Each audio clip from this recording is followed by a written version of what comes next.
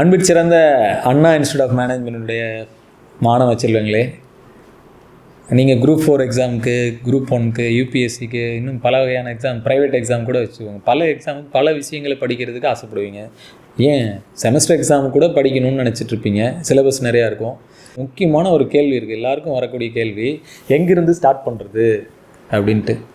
எங்கேருந்து ஸ்டார்ட் பண்ணுறதுன்றது ரொம்ப முக்கியமான கொஷின்.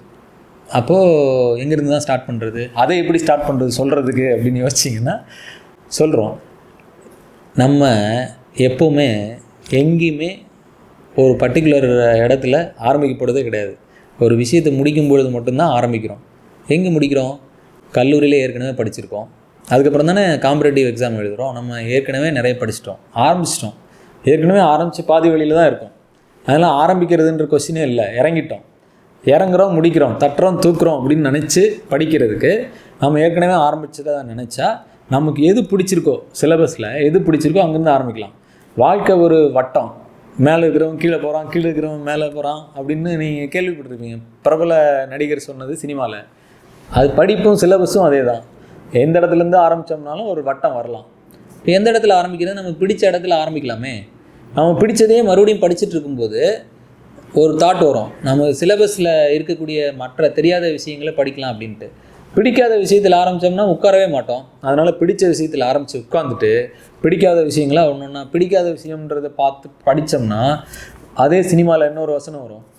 வேறு ஒரு சினிமாவில் பார்த்த உடனே பிடிக்காது, பார்க்க தான் பிடிக்கும் அப்படின்ற மாதிரி சிலபஸை எடுத்து பார்த்த உடனே பிடிக்காத விஷயங்களெல்லாம் எடுத்து படிக்க ஆரம்பித்தோம்னா நிச்சயமாக பிடிக்கும்.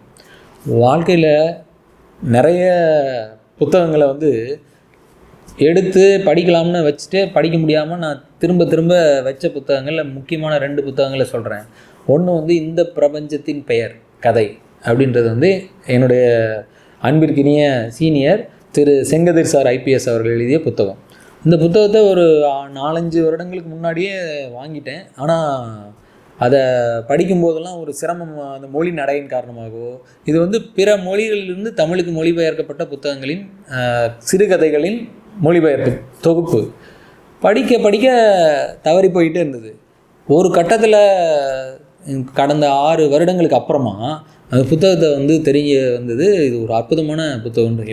எல்லா கதைகளையும் படிச்சுட்டு அந்த கதையினுடைய ஆங்கில வெர்ஷனையும் படித்தேன். முக்கியமான எழுத்தாளர்னு சொன்னிங்கன்னா ஜார்ஜ் லூயிஸ் போர்ஜஸ் அப்படின்ட்டு ஒரு அர்ஜென்டினியன் ரைட்டர். அவர் எழுத்தாளர்களின் எழுத்தாளர்கள் அப்படின்னு சொல்கிறாங்க. அவர் எழுதிய தி சீக்ரெட் மிராக்கிள் அப்படின்ற ஒரு புத்தகத்தை படித்தேன். அந்த சீக்ரெட் மிராக்கிளில் ஒரு ஆளை தூக்கில் போட போகிறாங்க. அந்த தூக்கில் போடக்கூடிய கடைசி 2 நிமிடங்களில் அவருடைய வாழ்க்கையில் அவர் ஒரு எழுத்தாளர், அவர் எழுத வேண்டிய மீத இருக்கிற புத்தகங்களை எல்லாமே மனசில் எழுதி முடிச்சிடுறாரு அப்படின்னு முடிச்சிருப்பார். அப்போ தான் தெரியும் 2 நிமிஷத்தில் ஒரு வாழ்நாளையே வாழ முடியும் அப்படின்றது. நீங்கள் நம்ப முடியுதோ இல்லையோ அதுதான் உண்மை. அப்போது அது எப்படி அப்படின்றது நீங்கள் அந்த புக்கை படிச்சுட்டு அந்த சிறுகதை படிச்சிங்கன்னா தெரிய வரும். ஆக அவ்வளவு சுருக்கமான நேரத்தில் அவ்வளவையும் யோசித்து கண்டுபிடிக்க முடியுதுன்னா நம்மளால் நேரமும் சிலபஸும் ஃபஞ்சிபிலிட்டி அப்படின்னு ஒரு எக்கனாமிக் டேர்ம் இருக்குது. அப்படின்னா மாற்றக்கூடிய விஷயங்கள், ஒன்றுக்கு ஒன்று இப்போ எக்ஸ்சேஞ்ச் பண்ணக்கூடிய விஷயங்கள், நேரமும் சிலபஸும் எக்ஸ்சேஞ்ச் பண்ணக்கூடிய விஷயங்கள். சாதாரணமாக ஓடுறதுக்கும் நாய் துரத்தும் போது ஓடுறதுக்கும் டிஃப்ரென்ஸ் இருக்கிற மாதிரி நம்மளால் ஆர்வம் அதிகமாக நம்மளை உந்தி தள்ளும் பொழுது சிலபஸை நிறைய உள்ளே தள்ள முடியும். இதுக்கெல்லாம் முக்கியமான விஷயம் எப்போ ஆரம்பிக்கிறதுன்னு கரெக்டாக தெரிஞ்சுக்கிறது. எப்போ ஆரம்பிக்கிறதுன்னு கரெக்டாக தெரிஞ்சுக்கணுன்னா கரெக்டாக நமக்கு பிடிச்சதில் ஆரம்பித்தோம்னா தான் ஆரம்பிக்கவே முடியும்.